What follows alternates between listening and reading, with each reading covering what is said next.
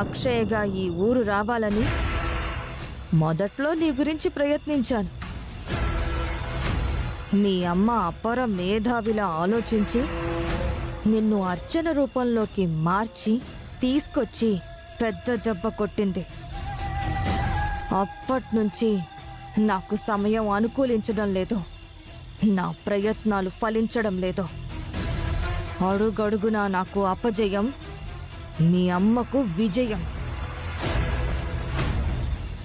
చివరికి నువ్వు ఈ విధంగా దొరకడం నా అదృష్టం. ఇప్పుడు నిన్ను నా మంత్రశక్తితో మాయం చేసి నా కోటలో ప్రత్యక్షమయ్యేలా చేస్తాను.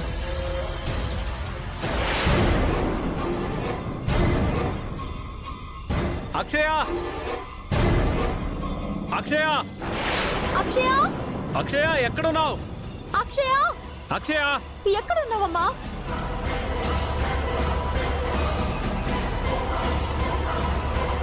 అక్షయ! అక్షయ!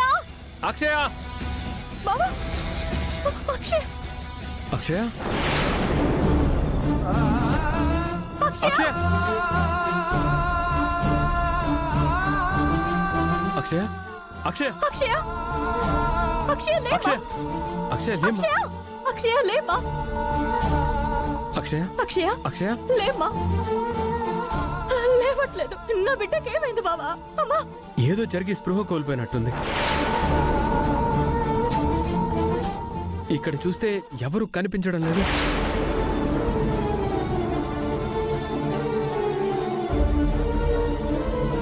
ఒకవేళ ఆ వశీకర ఏమైనా చేస్తుంటుందా? అదైతే పాపని లోపలికి తీసుకుని వెళ్ళిపోయి ఉండేది కదా. అయితే ఏం జరిగిందో మనం తర్వాత తెలుసుకుందాం. ముందు ఇంటికి తీసుకుని వెళ్ళిపోదాం. పద బావా, ఎత్తుకో. అక్షయ! అక్షయ! పద అక్షయ! పద.